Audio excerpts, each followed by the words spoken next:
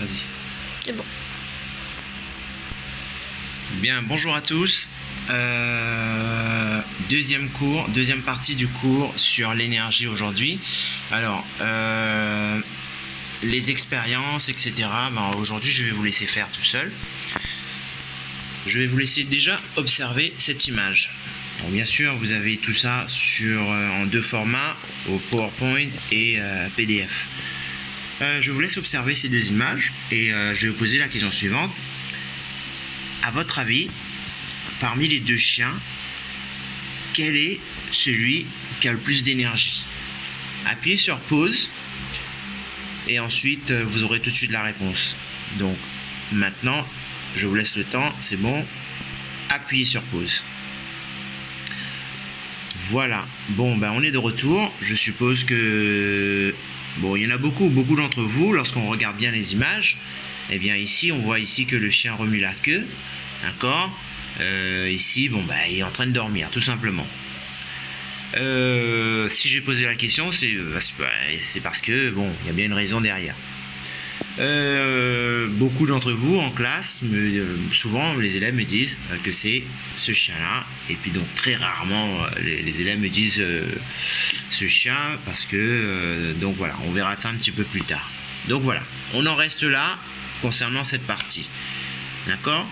Voilà, plus d'énergie, on vient d'en parler. Alors, je vous rappelle qu'on a vu récemment, donc la semaine dernière, un cours sur l'énergie cinétique. L'énergie cinétique est l'énergie de mouvement. D'accord? Donc, dès qu'un objet est en mouvement, on parle d'énergie cinétique. Hop! Maintenant, on va parler d'autre chose. Regardez un petit peu ici. Donc, on voit une montagne russe. D'accord, une montagne russe, et ici on voit les objets qui bougent, hein. Ceux qui ont déjà été à Euro Disney, etc. Donc on va voir un petit peu. Donc regardez ici, le wagon tombe à cause de son poids. Donc très bien, à condition qu'il ait la possibilité de le faire, et donc qu'il soit à une certaine hauteur. Alors bien sûr, il faut que le wagon soit à une certaine hauteur pour qu'il puisse bien sûr tomber. Et puis ensuite acquérir de la vitesse. Donc on peut dire que dès qu'on parle de acquisition de la vitesse, le wagon arrivé ici possède quel type d'énergie? On parle de vitesse, on a vu la semaine dernière. Appuyez sur pause. Quel est le type d'énergie que le wagon que le wagon possède à cet endroit-là, à ce moment précis? Appuyez sur pause. C'est bon, donc là je suppose que vous avez déjà appuyé sur pause, c'est bon, on y revient. Alors, quel est le type d'énergie que le wagon possède à ce moment-là? Je vous ai dit que c'est en mouvement, bien sûr c'est l'énergie cinétique. D'accord? Ok, très bien. On va passer à la suite. Donc en haut, le wagon, en haut de la montagne russe, le wagon ne possède pas d'énergie cinétique, car il ne bouge pas, on est d'accord? Ici, le wagon possède de l'énergie cinétique, parce que le wagon est en mouvement. Mais ici, il n'y a pas d'énergie cinétique. Alors, il y a une chose qu'il faut retenir maintenant. Regardez la suite. Alors, donc voilà. À partir de cette image-là, on se pose donc une question. Quelle est donc la question qu'on devrait se poser? Donc ici, ça possède de l'énergie cinétique, et ici, on ne sait pas. Alors, quelle est donc la question qu'on devrait se poser? Appuyez sur pause et ensuite on y revient. C'est bon, vous êtes prêts? Allez-y avec votre souris. C'est bon, vous y êtes. Appuyez sur pause. Voilà, donc je suppose que vous avez trouvé la question. Eh bien, la question qu'il fallait se poser, c'était l'énergie existe-t-elle sous une autre forme? Et de quoi dépend-elle? Donc, ça veut dire que on aurait pu aussi écrire une autre question, si vous avez trouvé. D'où provient l'énergie cinétique? Ça veut dire que voilà, on revient ici, vous voyez, ici c'est l'énergie cinétique. Le wagon a acquis en énergie cinétique. Mais d'où provient cette énergie cinétique? On est d'accord? Donc on aurait pu écrire également comme question, d'où provient l'énergie cinétique? Ça c'est pas mal aussi comme question. On est d'accord? Bien. Alors, votre hypothèse. On appuie. Donc, Bon, ça filme. Ok, donc pause. Non, pause, qu'est-ce que je raconte? Hypothèse, donc. Quelle est donc votre hypothèse? Donc, on est d'accord que, on vient de dire que l'énergie cinétique vient d'une autre forme d'énergie. Eh bien, on va étudier un petit peu cette forme d'énergie. Mais cette forme d'énergie-là, ici, on est d'accord que le wagon doit posséder une certaine forme d'énergie. D'accord? Mais de quoi dépend cette énergie? De quoi dépend l'énergie du wagon ici? Alors, tout simplement, on va voir un petit peu les hypothèses. L'hypothèse, ça peut dépendre de la hauteur. L'énergie peut dépendre de la hauteur. Mais peut également dépendre de son poids. Donc, deux hypothèses. D'accord? Donc, deux hypothèses. Ces deux hypothèses, là, je redis, ces deux hypothèses concernant la hauteur, concernant le poids, concernent une autre forme d'énergie. On ne parle pas d'énergie cinétique, là, attention. Concerne une autre forme d'énergie qui se trouve, hop, ici, à cet endroit précis, là. Donc, une autre forme d'énergie ici, qui va dépendre de la hauteur et dépendre de son poids. D'accord? Donc, alors pourquoi le poids? Regardez, lorsqu'on parle de poids, on a déjà vu que le poids, c'est la masse multipliée par l'intensité de la pesanteur. Pour cette partie-là, l'intensité de la pesanteur sur Terre sera égale partout. On est d'accord? Mais par contre, une chose qui peut changer, c'est la masse. D'accord?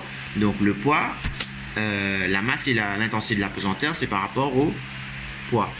Voilà ce que j'attends de vous maintenant. Comment vérifier? Donc, je répète, comment vérifier? Eh bien, comment vérifier quoi? Comment vérifier que la hauteur et le poids, donc plus précisément la masse, va influencer l'énergie. Donc, cette autre forme d'énergie. L'énergie qui se trouve, je répète, ici. On n'est pas en énergie cinétique parce que l'objet n'est pas en mouvement ici. Donc une autre forme d'énergie. Vous allez mieux comprendre tout à l'heure lorsque je vais vous mettre une autre fiche. Vous allez voir. Alors, comment vous allez faire? Je veux une chose maintenant. Vous allez me proposer une expérience, un petit schéma et un protocole, comme en classe. Observation ainsi que la conclusion concernant cette autre forme d'énergie, mais en vérifiant la hauteur et le poids. Je ne filme pas bien. Concernant la hauteur et le poids. D'accord? Donc voilà, alors je repasse, appuyez sur pause, commencez à faire tout ça, et après je vous donne tout de suite après la réponse. Appuyez sur pause. 5, 4, 3, 2, 1, pause. Ok, on y revient. Bon, ça veut dire que si vous avez proposé votre expérience là, liste, schéma et protocole. Eh bien, on va vérifier comme tout à l'heure. On va vérifier comme tout à l'heure. On va vérifier, enfin comme tout à l'heure, comme la dernière fois. On va vérifier en utilisant un même objet. Si on veut vérifier la hauteur, si on veut vérifier la hauteur, eh bien, on va vérifier avec deux objets ayant la même masse, mais qu'on va lâcher à deux différentes hauteur. D'accord? Donc vous faites ça. Je vous ai montré la dernière fois. Regardez sur la dernière vidéo. Vous essayez de lâcher un objet à deux différentes hauteurs et regardez lequel provoque plus de dégâts. L'impact. Donc on va vérifier. Vous allez voir que l'objet qui sera le plus haut, l'objet qui sera lâché le plus haut, va provoquer plus d'impact, normal. On est bien d'accord, c'est comme dans l'énergie cinétique. Mais sauf que là, on est en train de parler d'une autre forme d'énergie. Vous allez mieux comprendre tout à l'heure, vous inquiétez pas. Donc là, on vérifie la hauteur. Maintenant, avec la masse, c'est la même chose. Avec la masse, vous allez même vérifier donc deux objets ayant la même, deux masses différentes maintenant. Si vous lâchez, vous allez voir que l'objet qui a qui pèse plus lourd va provoquer plus d'impact. On est d'accord? Notez votre observation, plus d'impact, etc. Et ensuite, vous notez votre conclusion, que la hauteur, l'énergie en question, cette autre énergie, je ne parle pas d'énergie cinétique, là, cette haute énergie va dépendre de la hauteur et va dépendre également de son poids. D'accord? Voilà. Alors justement, pourquoi est-ce que je parle d'autre énergie, autre énergie? Ben, regardez, alors j'espère que j'ai mis ici quelque part. Non, j'ai pas mis, zut alors. J'ai pas mis. Alors, j'ai pas mis, si, en principe j'ai mis. Alors, attendez. Où est-ce qu'il est? J'ai mis ça quelque part ici. Ah zut, j'ai enlevé pour vous. Ah voilà. Pourquoi je parle d'une autre forme d'énergie? Regardez bien ça. C'est sur votre fiche, vous allez voir, c'est tout premier, la première fiche. Il est très important de bien comprendre ce qui se passe là. On dit qu'un corps possède de l'énergie s'il peut effectuer une action sur lui-même ou sur d'autres corps. Voilà, on dit qu'un corps possède de l'énergie s'il peut effectuer une action. Une action, c'est de bouger, etc. Donc n'importe quelle action, de bouger, de courir, etc. Donc là, ça veut dire que l'objet possède de l'énergie. Lorsque l'énergie d'un corps change de forme, on parle alors de conversion d'énergie. Donc lorsque l'énergie d'un corps change de forme. Par exemple, si vous avez l'énergie électrique, et l'énergie électrique que vous avez au niveau d'une pile arrive vers une lampe, et puis la lampe s'allume. Donc à ce moment-là, on parle de la lampe. Lorsque la lampe s'allume, on parle de l'énergie lumineuse. Donc là, on peut parler de conversion d'énergie. Ça veut dire que l'énergie électrique a été convertie en énergie lumineuse. Et l'énergie thermique. Donc l'énergie thermique, c'est lorsqu'on parle de chaleur, parce que la lampe va bien sûr augmenter en température. Et bien c'est la même chose pour un ventilateur. Bon, lorsqu'on parle d'un ventilateur, l'énergie électrique arrive et l'énergie électrique est transformée effectivement en énergie mécanique. Alors l'énergie mécanique, c'est lorsque l'hélice commence à bouger, les pales commencent à bouger. Donc là, on parle de l'énergie mécanique. Tout objet qui est en mouvement, à ce moment-là, on parle de l'énergie mécanique. Donc là, on parle bien d'une conversion d'énergie. Maintenant, lorsque l'énergie d'un corps est transmise à d'autres corps, on parle alors de transfert d'énergie. Donc là, à ce moment-là, il y a également transfert d'énergie. D'accord? Donc l'énergie est transférée par exemple, lorsque tu as deux voitures, la première voiture va taper avec une autre voiture, eh bien il y a transfert d'énergie. D'accord? Mais il y a aussi transformation, conversion d'énergie. L'énergie, donc en forme de chaleur, etc. etc. D'accord? Donc voilà. Alors, il faut bien retenir cette chose-là, cette phrase. Rien ne se perd, ni se crée. Tout se transforme. C'est M. Lavoisier qui disait ça. Donc rien ne se perd, rien ne se crée. Tout se transforme. Ça veut dire qu'on ne va pas pouvoir... Donc l'énergie, là, ne va ni être créée, ni être perdue en tout cas. D'accord? Mais tout se transforme. On peut appliquer ça aussi à l'énergie. D'accord? Rien ne se perd, etc. Alors, l'énergie ne peut ni apparaître, ni disparaître, mais correspond soit à un transfert d'énergie avec un autre corps, soit à une conversion d'énergie. Alors, qu'est-ce que ça nous raconte tout ça? Eh bien, ça nous raconte bien que, je reviens sur la fiche qui est ici, lorsque je vous ai dit que ici on a de l'énergie cinétique, qu'on avait déjà vu lorsque l'objet est en mouvement, donc si rien ne s'est créé, tout se transforme, ça veut dire que ici il y a bien... Oh zut! Ça veut dire que ici, hop, où est-ce que je suis? Ici, il y a bien une autre forme d'énergie. Il y a une forme d'énergie qui a été transformée en une autre forme d'énergie qui est ici, l'énergie cinétique. Alors ici, l'objet, je vous rappelle que l'objet n'est pas en mouvement.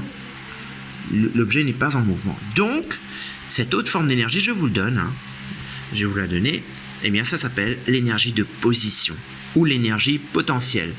Donc lorsque un objet, et regardez bien la hauteur par rapport à cet objet. Ici, on a une certaine hauteur. Dès qu'on a une certaine hauteur, dès qu'on a de la hauteur, on parle de l'énergie de position ou énergie potentielle. D'accord? Donc, je vais vous apprendre à l'appliquer tout à l'heure. Donc, je répète, énergie de position, énergie cinétique. Donc, que s'est-il passé entre là et là? Eh bien, tout simplement, l'énergie de position s'est transformée en énergie cinétique. D'accord? L'énergie de position ou l'énergie potentielle. On peut également dire énergie potentielle. Donc, voilà. Alors, ouais, on est là. Alors, comment évolue l'énergie de position et l'énergie cinétique au cours de sa chute? Appuyez sur pause, essayez de répondre à la question. Appuyez sur pause maintenant. 3, 2, 1. Bon, voilà. C'est bon, je suppose que vous avez appuyé sur pause. Mais beaucoup, ils en ont rien à faire. Ils n'ont rien, même pas appuyé sur pause. Je vois qui c'est de toute façon. Ok, c'est pas grave. Comment évolue l'énergie cinétique de position et l'énergie de position et l'énergie cinétique au cours de sa chute? Alors, à votre avis, donc vous avez déjà testé ici. Vous avez testé votre expérience. D'accord? Qu'est-ce qu'on a conclu? Eh bien, on a conclu que l'énergie de position augmente avec la hauteur. Parce que plus l'objet est, regardez ici, plus l'objet est haut, eh bien, plus l'énergie de position est, bien sûr, est élevée. D'accord?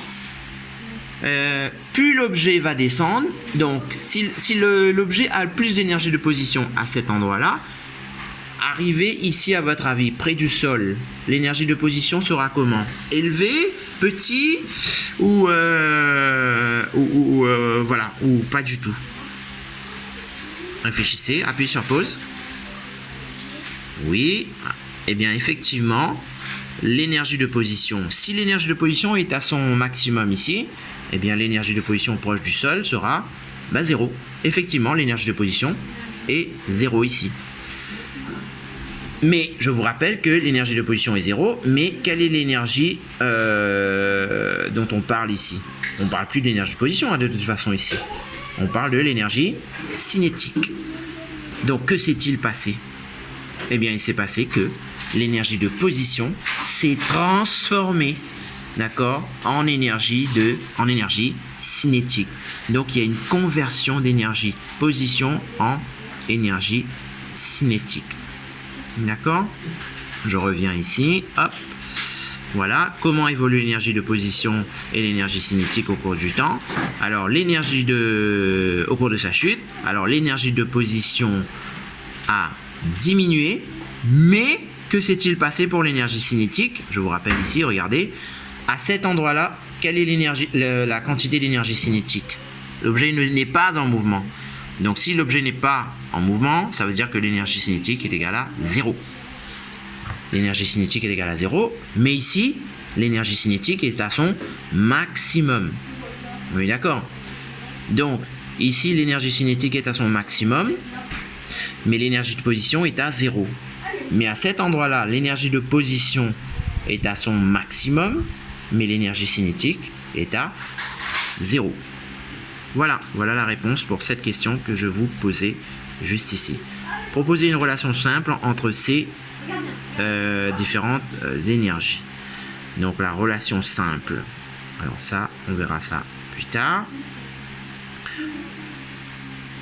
Alors, lorsqu'un objet est en mouvement, on parle de énergie. Quel type d'énergie parle-t-on lorsqu'on parle d'énergie mécanique?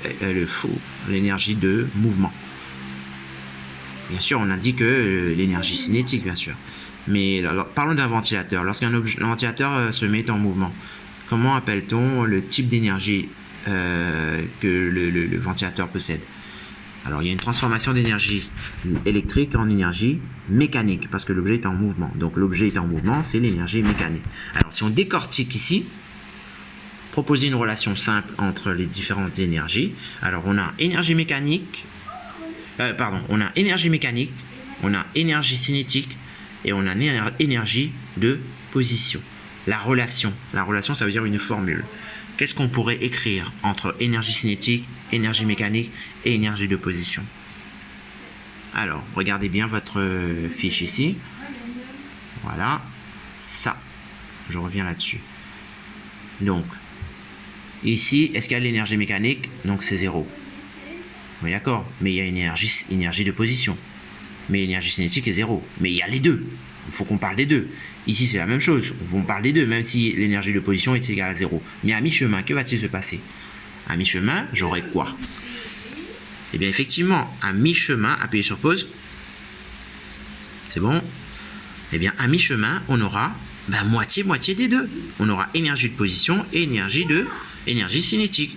Les deux, mais moitié-moitié. Donc, quelle est la relation qu'on pourrait trouver ici? Allez, on va dire à mi-chemin. concernant l'énergie mécanique.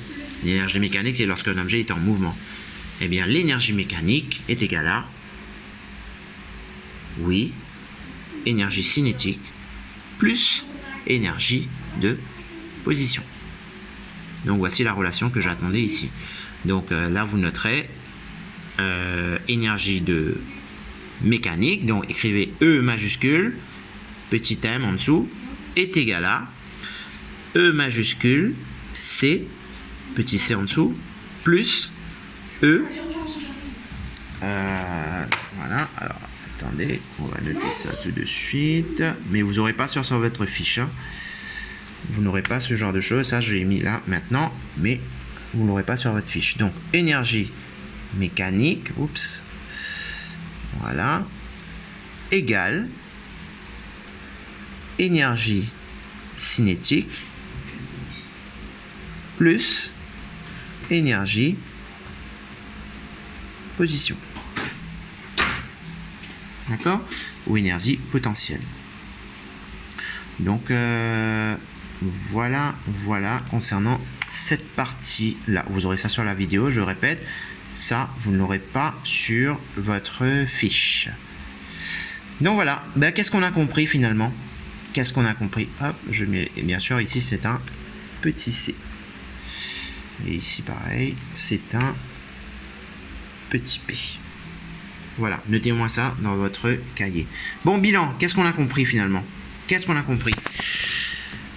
Eh bien, on a compris que... Alors, attendez, je vais... Ben, peut-être que je vais le mettre dans votre fiche. Tiens. Hop, on enregistre. On enregistre. Une diapo actuelle. Voilà. Alors, bilan, qu'est-ce qu'on a compris? Eh bien, on a compris qu'un objet possède une énergie de position au voisinage de la Terre. D'accord? Plus l'objet est placé haut, plus il possède de l'énergie de position. Donc, on parle de l'énergie de position. Plus il est haut, plus l'énergie de position est élevée. Ensuite, on note l'énergie de position EP et elle s'exprime en joules, comme l'énergie cinétique, en joules. D'accord? Alors, je vous donne la formule. Pour calculer l'énergie de position, on a vu que ça dépend de la hauteur et ça dépend aussi de son poids. Donc, l'énergie de position égale M fois G fois H. H, c'est en hauteur. D'accord? Masse en kilogrammes. G, vous le savez. D'accord? 9,8, ça ne change pas. Et la hauteur, c'est toujours en mètres. Voilà. Lorsqu'un objet est en mouvement, on parle de l'énergie mécanique. D'accord?